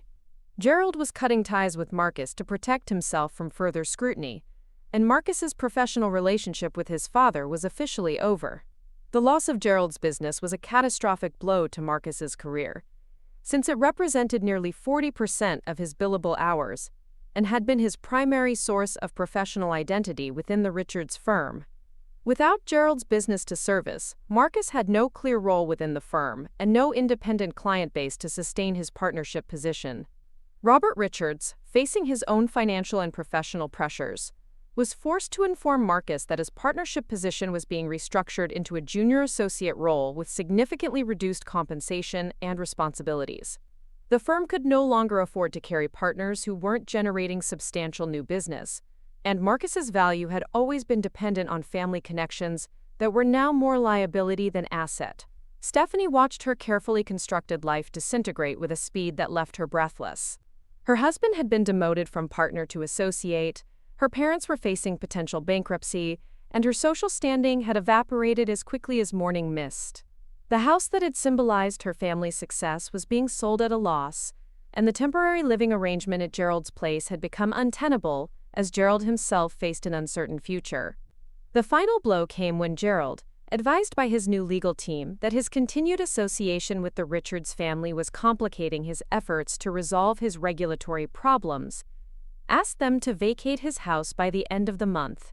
He offered to help them find temporary housing, but made it clear that their extended stay was no longer compatible with his business interests. This request forced a crisis that the Richards family could no longer postpone or manage through careful public relations. They had nowhere to go except a small rental apartment that was all they could afford given their current financial situation. The contrast between their reduced circumstances and their previous lifestyle was too dramatic to conceal from their social and professional contacts. Stephanie, faced with the reality of genuine hardship for the first time in her life, finally understood the true cost of the choices she had made. She had traded a mother-in-law's love and support for social advancement that had proven to be temporary and fragile. She had encouraged her husband to choose her family's interests over his own mother's needs, and now both families were facing ruin. Marcus, stripped of his professional status and financial security, was forced to confront the reality that his marriage had been as much a business transaction as a romantic partnership. When Stephanie's family could no longer provide the connections and opportunities that had defined his career, their relationship became just another casualty of the collapsing social and financial structure they had built together. As I watched their carefully constructed world crumble from the safety of my modest Capitol Hill apartment, I felt a satisfaction that was deeper and more complete than simple revenge. I had used their own weaknesses against them, turned their greed and superficiality into the instruments of their destruction. But more importantly, I had reclaimed my own power and agency in a way that would have lasting impact beyond this immediate situation. I was no longer the passive victim of other people's choices, but an active agent of my own destiny. The manipulation phase of my plan was complete, and the foundation was set for the final phase of their public exposure and my ultimate vindication. The Seattle Business Journal's annual year-end awards ceremony was scheduled for the first Thursday in December at the Grand Hyatt downtown. It was one of those obligatory business community events, where companies bought tables to demonstrate their civic engagement and successful professionals networked over rubber chicken dinners and open bars. I had attended dozens of these ceremonies during my marriage to Gerald, always as the dutiful wife who smiled graciously while he accepted recognition for his various projects and charitable contributions. This year, I bought my own ticket. I chose a simple charcoal gray dress that would help me blend into the crowd, and I arrived early enough to study the seating arrangements and identify the key players who would be in attendance. Gerald had purchased a table for 8, prominently positioned near the front of the ballroom, where he could be seen by the business journalists and photographers who covered these events. Marcus and Stephanie were seated at his table, along with Robert and Patricia Richards and 2 other couples from their social circle. They looked like the picture of success, a multi-generational business dynasty celebrating another year of achievement and community leadership. Gerald wore his best navy suit and the gold cufflinks I had given him for his 50th birthday. Marcus had lost weight over the past few weeks, but his expensive tailoring concealed the stress that was eating away at him. Stephanie was radiant in a deep emerald dress that I recognized as a vintage piece she had worn to several previous events, though she had accessorized it cleverly to create the illusion of something new. What the other attendees couldn't see was the tension that crackled between them like electricity before a thunderstorm. I had positioned myself at a table near the back of the room where I could observe their interactions without being noticed, and I could see the careful choreography of people trying to maintain appearances while their world collapsed around them. Gerald kept checking his phone despite the posted requests to silence all devices during the ceremony. He had been fielding calls from reporters, investigators, and nervous investors for weeks, and the pressure was beginning to show in the tightness around his eyes and the way his hand trembled slightly when he reached for his water glass. The environmental investigation had expanded to include 3 of his other projects, and the affordable housing fraud allegations had triggered additional scrutiny from federal agencies that regulated tax incentive programs. Marcus sat rigidly beside Stephanie, his jaw clenched in a way that suggested he was grinding his teeth. He had been effectively fired from Gerald's business and demoted at the Richards firm, but he was still trying to maintain the facade that these were temporary setbacks rather than career-ending disasters. His attempts to find new employment had been unsuccessful, partly because word had spread through Seattle's legal community about his role in Gerald's regulatory problems, and partly because his resume showed a disturbing lack of independent accomplishments. Stephanie was working harder than anyone to appear normal, chatting animatedly with the other women at the table and laughing at jokes that weren't particularly funny. But I could see the strain in the way she held her shoulders, and the frequency with which she touched her jewelry, nervous gestures that suggested she was fighting to maintain control. The forced sale of her parents' house had been finalized the previous week, and the family was now living in a 2-bedroom apartment in Redmond that cost more per month than they could realistically afford. Robert and Patricia Richards looked like aging aristocrats trying to pretend they hadn't lost their fortune. Robert's suit was beautifully tailored, but showed signs of careful maintenance rather than recent purchase. Patricia's jewelry was genuine but clearly vintage, the kind of pieces that wealthy families sold discreetly when they needed cash but wanted to avoid public acknowledgement of their financial difficulties. The irony of their situation was not lost on me. These people who had orchestrated my removal from my own home were now facing the very uncertainty and instability they had imposed on me. The difference was that I had chosen to embrace my reduced circumstances and build something new from them, while they were desperately trying to maintain illusions that were becoming more expensive and less sustainable with each passing day. The ceremony proceeded according to its usual script, with various awards being presented for business achievement, community service, and charitable giving. Gerald was scheduled to receive recognition for his contributions to affordable housing development, an honor that had been arranged months earlier when his public image was still intact. The timing couldn't have been more perfect for my purposes. When Gerald's name was called, he walked to the podium with the confident stride that had carried him through decades of business success. He had prepared remarks about the importance of public-private partnerships in addressing Seattle's housing crisis, and he delivered them with the polish of someone who had given similar speeches hundreds of times. But as he spoke about his commitment to providing affordable housing for working families, I could see the discomfort rippling through the audience. Everyone in the room had read Jennifer's exposé in the Seattle Times, and many had seen the follow-up stories about environmental violations and regulatory investigations. Gerald's words about community responsibility and social justice rang hollow when measured against the reality of his business practices. The cognitive dissonance became even more apparent when Gerald displayed slides showing architectural renderings of his South Lake Union project, with its promised affordable housing units and green spaces. The images were beautiful and inspiring, exactly the kind of development that Seattle needed to address its housing crisis. What the audience knew, but Gerald was trying to ignore, was that these images bore no resemblance to what was actually being built. I had timed my intervention to coincide with the climax of Gerald's presentation. As he clicked to a slide showing happy families enjoying the community amenities that would never be built, I stood up and walked quietly toward the front of the room. I wasn't making a scene or trying to disrupt the ceremony, but my movement caught the attention of several people near my table, and a small ripple of curiosity began to spread through the audience. By the time I reached the area near the podium where the photographer and video crew were set up, Gerald had noticed me. His confident presentation style faltered for just a moment as he tried to process why his ex-wife was approaching the stage during his moment of triumph. I didn't interrupt his speech or try to take the microphone. Instead, I simply stood where I could be seen by the audience and the cameras, holding a manila folder that contained documents I had brought specifically for this moment.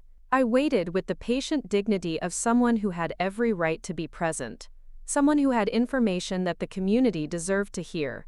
Gerald attempted to continue his presentation, but the distraction of my presence had broken his rhythm. He stumbled over words he had rehearsed dozens of times, and his slides seemed to advance out of sync with his commentary. The audience was now more interested in the drama unfolding in front of them than in the familiar rhetoric about public-private partnerships and community development. When Gerald finally concluded his remarks and the obligatory applause died down, the evening's master of ceremonies asked if there were any questions from the audience.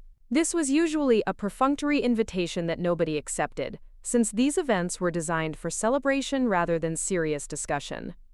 I raised my hand. The master of ceremonies looked surprised but couldn't reasonably refuse to acknowledge me, especially since I had approached the microphone area in a way that suggested I was part of the evening's planned proceedings. He handed me a wireless microphone with the uncertain smile of someone who wasn't sure whether this was going to be a pleasant surprise or a public relations disaster.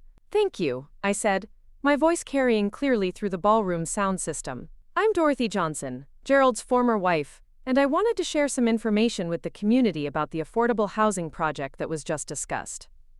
The silence that followed was so complete that I could hear the ventilation system humming in the ceiling above us. Every person in that room understood that they were about to witness something extraordinary, though none of them could have predicted exactly what form it would take. "I have here copies of the original environmental assessment for the South Lake Union site," I continued, opening the manila folder and holding up the documents so they could be seen by the cameras. "These documents show that the site contains contamination levels that were never properly remediated, and that the current construction is proceeding without the additional environmental testing that should have been required." I paused to let this information sink in, watching as Gerald's face went pale and Marcus half rose from his chair before thinking better of drawing additional attention to himself. "I also have correspondence between Gerald's company and city planning officials that shows a deliberate strategy to misrepresent the affordable housing component of this project in order to secure tax incentives that are intended to benefit working families, not luxury housing developers." The reaction in the room was immediate and electric. Phones appeared as people began recording video and taking photographs. Conversations erupted at tables throughout the ballroom as business leaders tried to process the implications of what they were hearing. The photographer and videographer who had been documenting the awards ceremony pivoted to focus on me, recognizing that this had become the real story of the evening. "I'm sharing this information not out of personal animosity," I said, raising my voice slightly to cut through the growing murmur of conversation, "but because I believe the community has a right to know when public resources are being misused and when promises to provide affordable housing are being broken." Gerald finally found his voice, stepping back toward the microphone with the kind of forced composure that corporate executives use during crisis management situations. "These are serious allegations," he said, his voice tight with controlled anger, "and they should be investigated through proper channels rather than being aired at a community celebration. I'm confident that any review of our business practices will show that we have operated with complete integrity and in full compliance with all applicable regulations." His response was exactly what I had expected, the kind of corporate non-denial that admitted nothing while promising cooperation with authorities. But his words carried no conviction, and his body language suggested a man who was trapped and running out of options. I handed the microphone back to the master of ceremonies and returned to my table, leaving Gerald to face an audience that was now buzzing with questions and speculation. The remainder of the evening proceeded, but nobody was paying attention to the scheduled presentations. The real entertainment was watching Gerald try to maintain his composure, while being approached by reporters, business associates, and other attendees who wanted to know more about the allegations I had raised. Marcus and Stephanie remained at their table, but they might as well have been sitting on the surface of the moon for all the interaction they were having with the people around them. Other guests were carefully avoiding eye contact, not wanting to be drawn into the scandal that was erupting in real time. Robert and Patricia Richards looked like they wanted to disappear entirely, but leaving early would have been even more conspicuous than staying to endure the uncomfortable attention. By the time the ceremony officially ended, videos of my presentation were already appearing on social media platforms, accompanied by commentary from people who had been following the environmental and affordable housing stories in the news. The hashtag Seattle housing scandal was trending locally within an hour, and the story was being picked up by news outlets beyond Seattle. But the public exposure at the awards ceremony was only the opening act of a much larger performance that I had been orchestrating for months. The real fireworks began the following morning when Jennifer's follow-up investigation was published as the lead story in the Seattle Times. Jennifer had used the weeks since her original article to dig deeper into the network of relationships and financial arrangements that connected Gerald's projects to various city officials, political campaigns, and other developers. What she had uncovered was a pattern of influence peddling and regulatory capture that went far beyond Gerald's individual projects. The story revealed that Gerald had been part of a coordinated effort by several major developers to circumvent environmental and affordable housing requirements through a combination of political donations, personal relationships, and carefully timed permit applications that avoided enhanced scrutiny. The scheme had operated for years, allowing developers to secure public benefits and tax incentives for projects that never delivered the promised community benefits. More damaging still, the investigation showed that Marcus had not been an innocent victim of his father's poor business practices, but an active participant in the legal strategies used to avoid regulatory compliance. Internal emails and legal memoranda showed that Marcus had advised Gerald on how to structure projects to minimize oversight, and had helped draft agreements that appeared to meet affordable housing requirements, while containing loopholes that made those requirements unenforceable. The story also detailed the financial relationships between the Richards family law firm and the network of developers, investors, and political figures who had benefited from the regulatory avoidance scheme. Robert Richards had not only provided legal services to support the scheme, but had invested his own money in several of the projects that were now under investigation.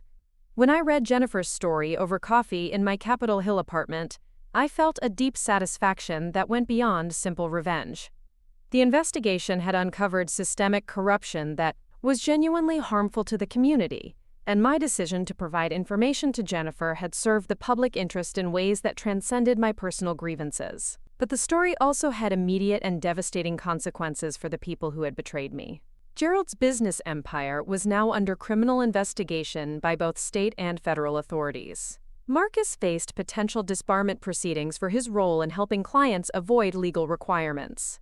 The Richards family law firm was being investigated by the State Bar Association for ethics violations related to conflicts of interest and client fraud. The financial markets responded swiftly to the news. Gerald's publicly traded real estate investment trust saw its stock price drop by 40% in the first hour of trading after the story was published. Several of his major investors announced that they were freezing funding for current projects pending the outcome of the criminal investigations. 3 separate class action lawsuits were filed by investors who claimed they had been defrauded by misrepresentations about environmental compliance and affordable housing commitments. Marcus received notice that afternoon that his employment with the Richards firm was being terminated immediately, effective as soon as he could clear out his office and surrender his access credentials. The termination letter cited, quote, "conduct incompatible with the firm's professional standards and ethical obligations," and made it clear that he would receive no severance pay or transitional support. Stephanie's response to these developments was swift and decisive in a way that surprised even me. Within 48 hours of the story breaking, she had moved out of the apartment she shared with Marcus and filed for legal separation.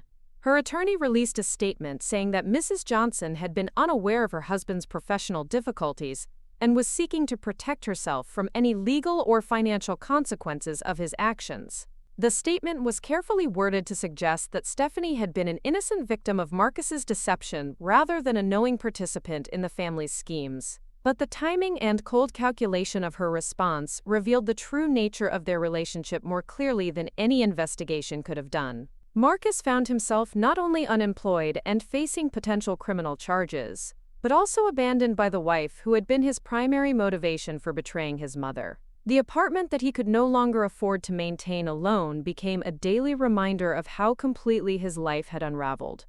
Gerald's situation deteriorated even more rapidly. The environmental investigation revealed contamination issues that went far beyond what had been disclosed in the original site assessments, requiring a complete halt to construction while additional remediation was performed. The cost of the additional cleanup, combined with the legal expenses and lost revenue from the construction delays, pushed Gerald's company into technical bankruptcy. Worse still, the criminal investigation uncovered evidence of tax fraud related to the misrepresentation of affordable housing commitments. Gerald was indicted on federal charges that could result in significant prison time if he was convicted. His assets were frozen pending the outcome of the criminal case, leaving him unable to pay for the kind of high-powered legal defense that might have helped him avoid conviction. The Richards family faced their own cascade of legal and financial problems. Robert's law firm lost most of its major clients, as businesses distanced themselves from the growing scandal. The firm's malpractice insurance was insufficient to cover the potential liability from lawsuits filed by clients who claimed they had been given bad legal advice about regulatory compliance issues. Patricia's charitable foundation was investigated by the IRS for potential violations of nonprofit regulations related to personal benefit and conflict of interest.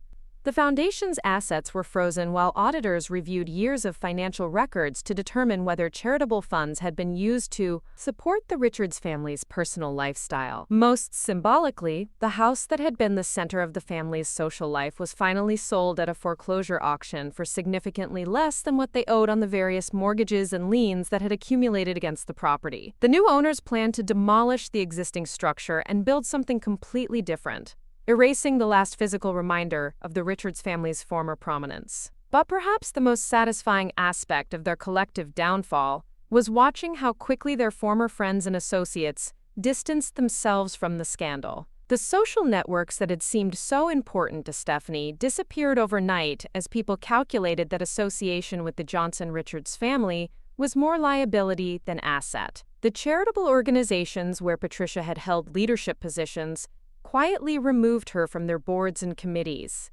The country club where Robert had maintained a membership for 30 years suggested that he might want to consider resigning rather than face an embarrassing expulsion proceeding. The political figures who had benefited from Gerald's campaign contributions suddenly discovered pressing reasons to avoid taking his phone calls. The speed and completeness of their social ostracism revealed the superficial nature of the relationships they had valued so highly. When their wealth and status disappeared, so did the people who had pretended to care about them as individuals. As I watched this social drama unfold from the safety of my modest apartment, I reflected on the profound differences between the life I had built for myself and the hollow existence they had constructed around external validation and material success. My new life was smaller in scope, but infinitely richer in meaning. I had returned to my architectural practice on a limited basis, taking on small residential projects that allowed me to exercise my professional skills while maintaining the balance I had discovered between work and personal fulfillment. My apartment was tiny compared to the Somerset mansion, but every object in it had been chosen by me for my own pleasure and comfort. More importantly, the relationships I was building were based on genuine mutual respect and shared interests rather than social positioning and financial advantage. Eleanor and the other members of the Wednesday Watch had become real friends who valued my intelligence and commitment, rather than my connection to wealthy and powerful men. My renewed involvement in architectural and environmental organizations was driven by passion for the work rather than obligation to maintain appearances. The contrast between my life and the ruins of theirs was stark and instructive.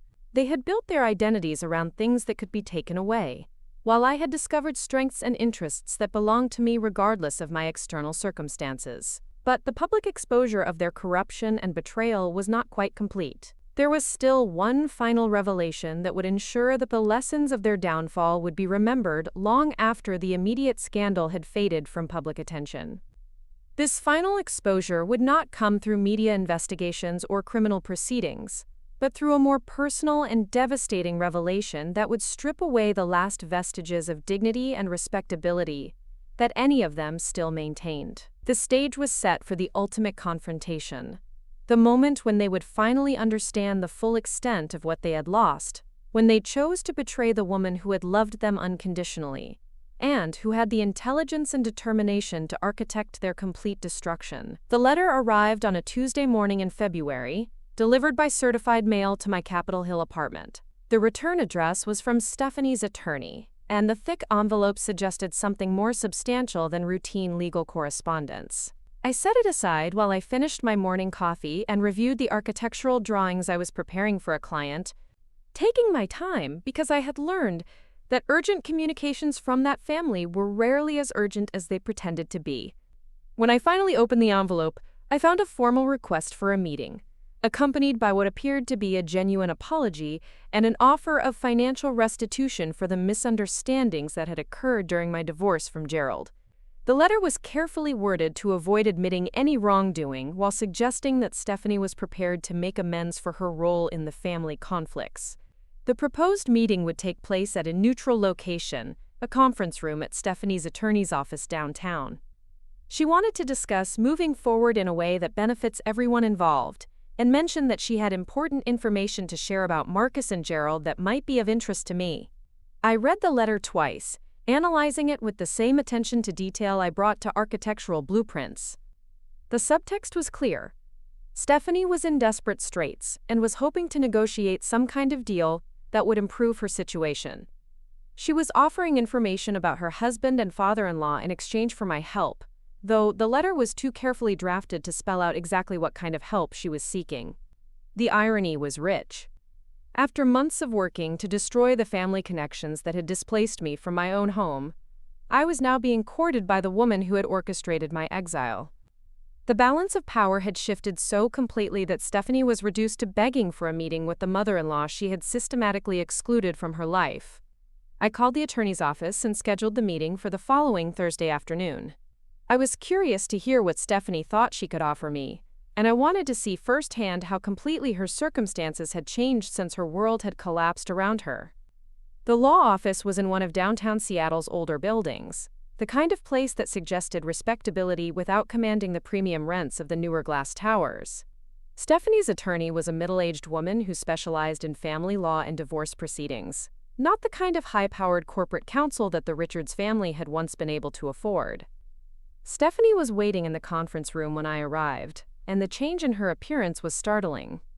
She had lost weight that she couldn't afford to lose, and her clothes, while still well-tailored, showed signs of careful maintenance and repeated wear. Her jewelry was minimal, probably sold to help pay for legal fees and living expenses.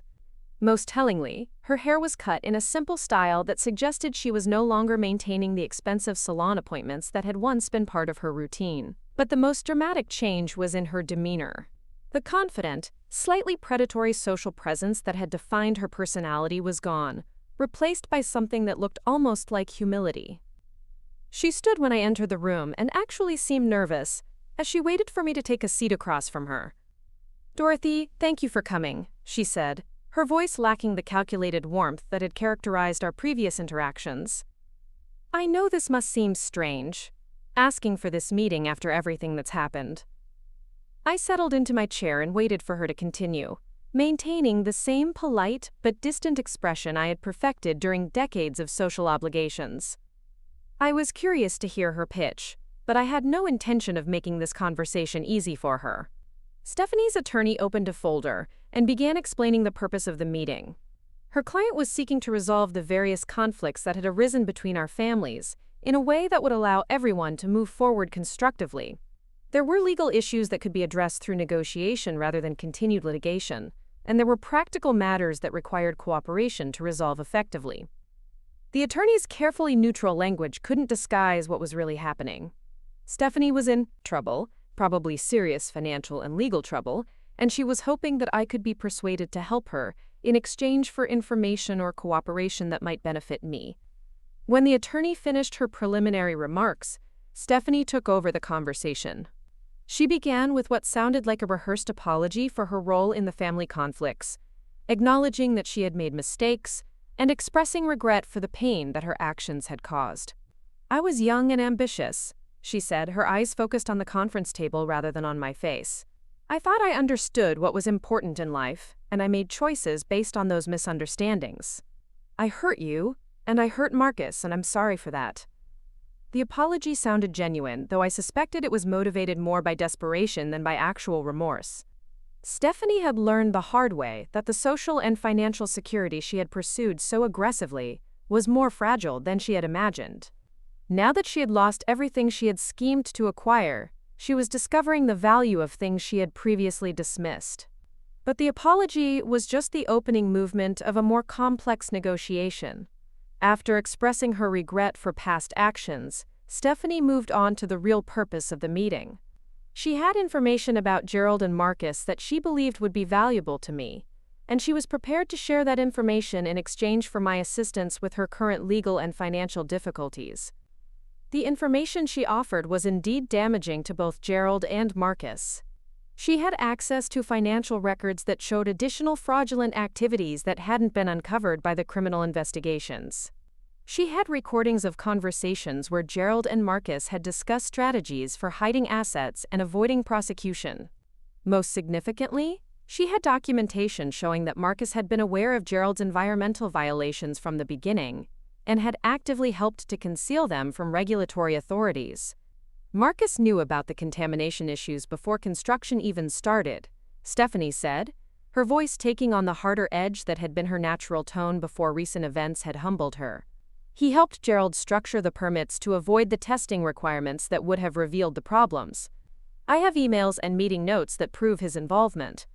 This information would certainly be valuable to prosecutors and civil attorneys who were building cases against Gerald and Marcus. It would also be personally satisfying to know that Marcus's betrayal of his mother had been even more calculated and extensive than I had realized. But Stephanie's offer came with a price. In exchange for sharing this information, she wanted me to provide a character reference for her divorce proceedings, testifying that she had been unaware of her husband's illegal activities and had been misled about the nature of his business practices. She also wanted me to invest in a small business venture that she was planning, a consulting firm that would help other divorced women navigate their financial and legal challenges. The audacity of her proposal was breathtaking. She was asking me to help rehabilitate her public image while providing capital for a business venture that would allow her to profit from the same kind of family conflicts she had helped to create. She wanted me to become her financial backer and character witness, giving her the credibility and resources she needed to rebuild the life she had lost through her own poor choices. I listened to her entire presentation without interrupting, taking notes on the information she was offering and the assistance she was requesting. When she finished, I asked several clarifying questions about the evidence she claimed to possess and the specific terms of the help she was seeking. "This is certainly interesting," I said finally, closing my notebook and leaning back in my chair. "You're offering to help destroy Marcus and Gerald in exchange for my help rebuilding your own life. It's an intriguing proposition." Stephanie's expression brightened slightly, perhaps interpreting my comment as encouragement. Her attorney looked cautiously optimistic, probably calculating the fees she might earn if a complex negotiation developed. "I understand that you might need time to consider the offer," Stephanie said, her voice taking on the kind of business-like tone she had probably practiced during her failed attempts to find employment. "But I want you to know that I'm serious about making amends, and that I believe we could help each other in ways that would benefit everyone involved." I stood up and gathered my notes, signaling that the meeting was coming to an end. Stephanie and her attorney watched expectantly, clearly hoping for some indication of my response to their proposal. "I appreciate you sharing this information with me," I said, maintaining the same polite but non-committal tone I had used throughout the meeting. "I'll certainly give your offer careful consideration." But as I walked to the door, I turned back to face Stephanie directly. For the first time since entering the room, I let her see exactly what I thought of her and her proposal.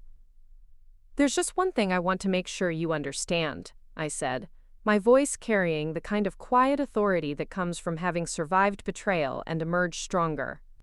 "You seem to think that this is a negotiation between equals, that you have something I want badly enough to help you escape the consequences of your choices." Stephanie's expression shifted from hopeful anticipation to growing uncertainty, as she began to recognize that this conversation was not going in the direction she had expected.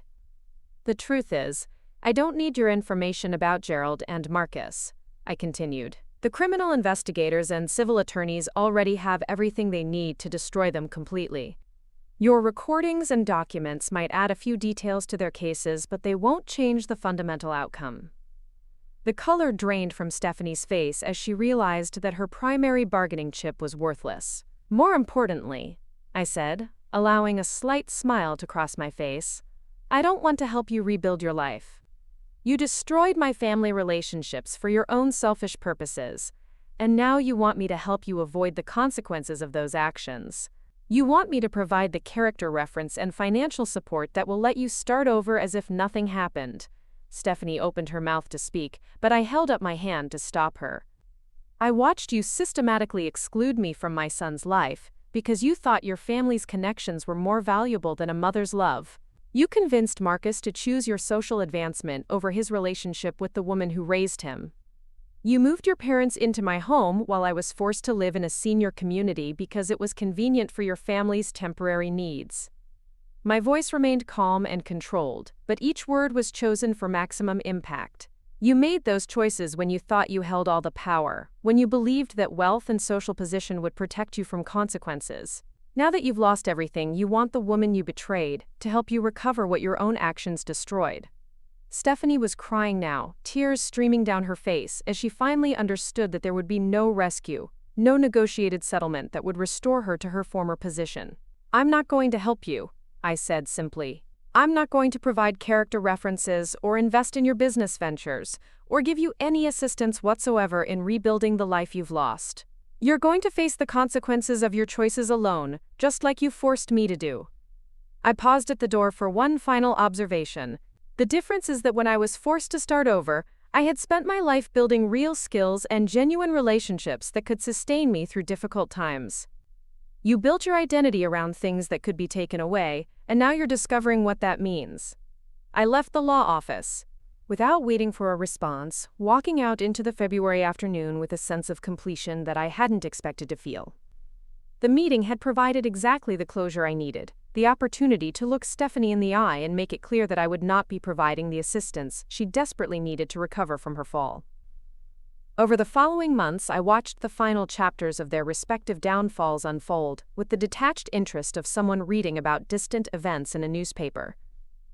Gerald was convicted on multiple federal charges and sentenced to 8 years in prison, with additional civil judgments that would ensure he spent any remaining wealth on restitution payments to defrauded investors and affected communities. Marcus was disbarred by the State Bar Association and faced his own criminal charges for his role in the environmental and housing fraud schemes.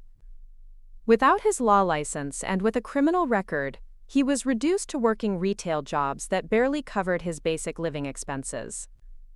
The divorce from Stephanie was finalized with a settlement that left both of them financially devastated.